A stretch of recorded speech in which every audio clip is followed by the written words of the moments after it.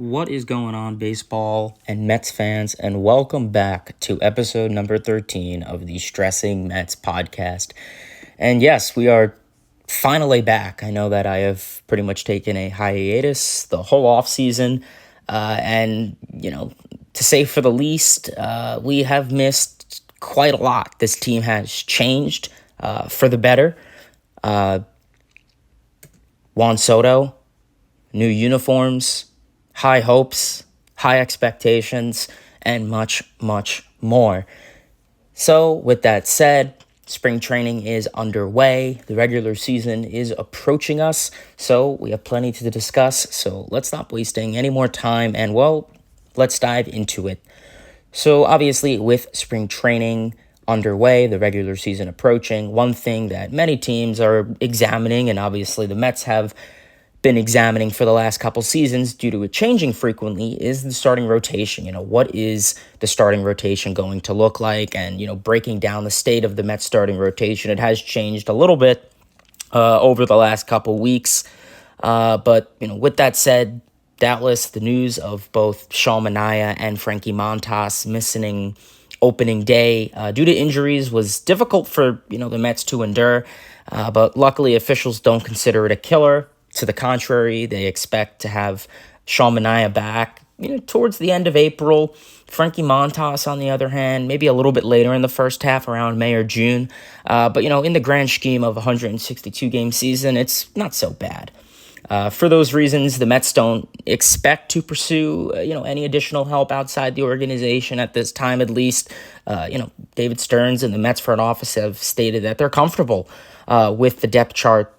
They may lack ceiling, but features a slew of big league tested arms that are really going to be talented and shown off. So looking at the projected starters, the three guaranteed, bearing any additional injuries, your 1-2-3 punch is going to consist of Kodai Senga, Clay Holmes, and David Peterson. All three of them, have guaranteed jobs, but they all do kind of come with question marks attached to them. Kodai Senga, for example, only made one start in the regular season last year, 2 in the playoffs, due to 3 different injuries: a right shoulder injury, a tricep injury, and a left calf injury. While he's been healthy this spring, throwing mid-90s, he's looked really good. He's probably the one person that you are least concerned with. He's looked good. The ghost forkball's been looking good. The movement on most of his pitches, the RPMs, the swinging and misses, the chasing, everything's looked good. It's going to be difficult for the Mets to feel confident until they could see him do it in a long amount of time and with control. I think being able to have control of his pitches is really going to be the big thing. But so far, we've been seeing that. So it's just going to be control and consistency. So Kodai Senga's one. You look at a guy like Clay Holmes. Likewise, he's been sharp early in camp. A long-time reliever, set to start games for the first time since 2018. Even with, we've seen it recently turning a bullpen arm or relief arm into a starter. We've seen it with guys like Seth Lugo, who we know very well, Michael King. Obviously, Holmes' success is not guaranteed, but the Mets feel confident in his ability. Obviously, to have an ability to throw 6 pitches, what's the point of him being in the bullpen if he has that much of a pitch mix? Obviously his ability to go more than 2-3 innings is going to test. We're going to see how it's coming, in August, September, but if he can go out there and throw 130 innings pitched, I think Mets fans would be happy, a sub-3 ERA. But just the ability to go long into the season, I think, is going to be the biggest thing for Clay Holmes. Finally, David Peterson consistently outperformed his metrics last season, most notably with a 2.90 ERA versus the expected 4.59 ERA. So it's really going to be interesting to see how the left-hander shows genuine improvement or regress to the mean. But David Peterson so far has also looked really, really good in the spring. He's a player that, many Mets fans were kind of questionable about. What does the future of David Peterson show? But so far it shows that he's picking up just where he left off last season. The southpaw has really been good, limiting the walks, which obviously is a lot less room for error. His slider has been really looking really good, which was a pitch that he's really had complexity with. down the line, and he's really getting swinging and misses on those sliders. The fastball's looking really good first time around. Curveball, all of his pitches are essentially looking good. Throwing the slider multiple times and at bat. We've seen last year it was really rare for David Peterson to go out there and throw the slider, as hitters owned a 287 average and a 777 OPS against that pitch. So far it's been looking pretty good. So David Peterson is another candidate that will really be tested, but that's your 1-2-3 punch as of right now. At the moment, there's plenty of competition, for the Mets. Right now, Paul Blackburn, Griffith Canning, and Tyler McGill are competing for the 4 and 5, the final two jobs in that 5-man rotation.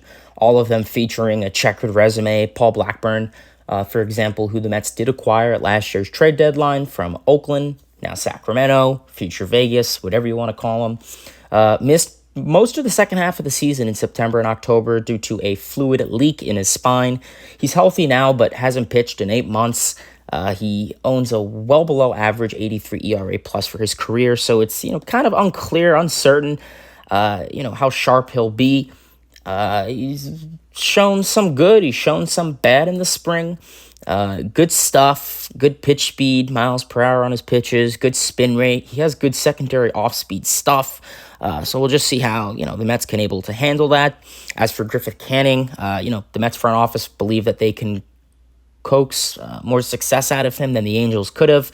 Canning doesn't feature any eye-popping metrics, but he's been working on a two-seam fastball and a cutter so far this spring. So eventually could feature into a 6-pitch mix. So having another guy out there, whether you put him in, depth for the bullpen, long reliever, or a starter, being able to mix up his pitches is really a good thing. So he could really be, a big breakout candidate for this team.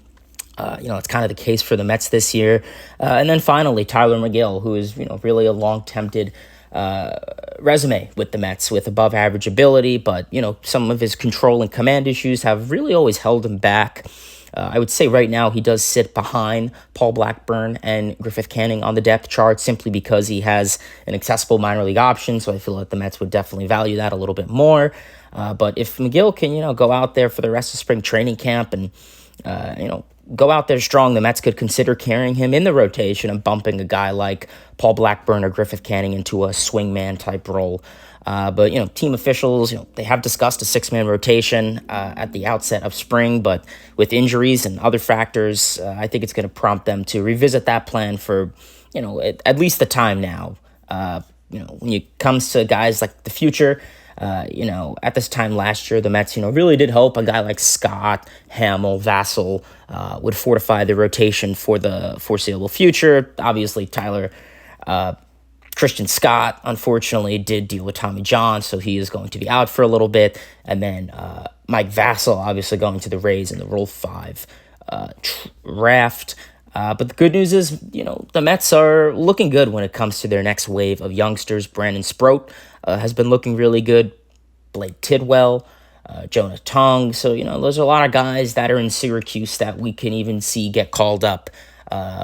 Around that September call up. So, the Mets pitching staff is going to be very different, from now to 2-3 years from now. The Mets, David Stearns, they know what they're doing. David Stearns knows how to develop pitching, and that's something the Mets have always been good at. So you add a guy like David Stearns, an analytically driven general manager, president of ops, then I think that only benefits the Mets. So pitching, like I said, expectations could be low for the pitching staff, but that was the same thing you could say last season. Not many Mets fans were confident in Luis Severino or Sean Manaea.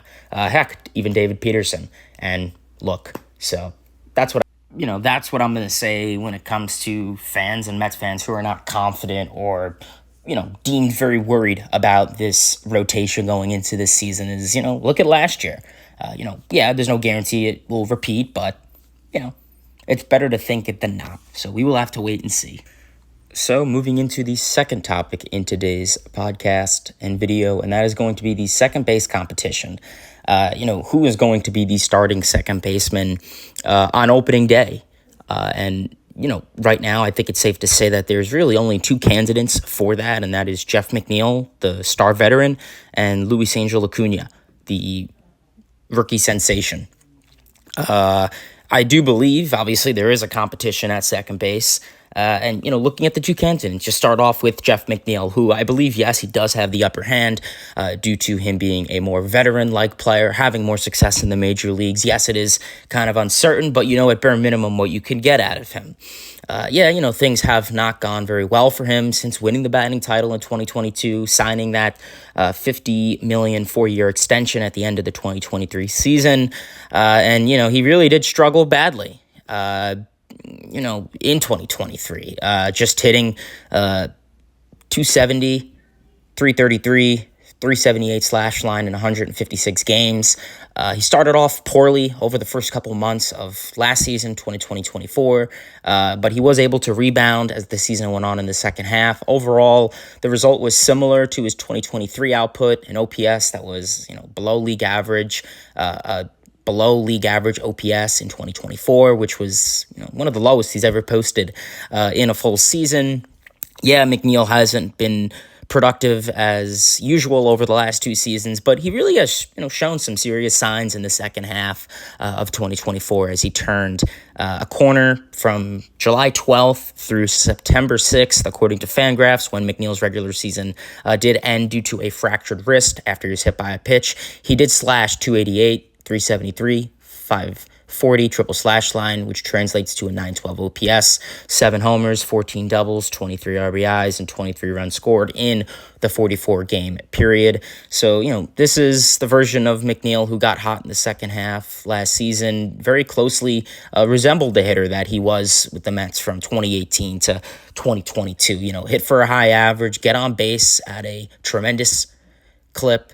If he could pretty much do anything like that, be that slap ball hitter, get rid of that launch angle swing, then, we could really, really see this lineup be deadly. But, right now, if Jeff McNeil is to get the starting spot at second base, I think his versatility is the biggest thing that helps keep him in this lineup. So even if he is not at second, you could put him in left, you could put him at right.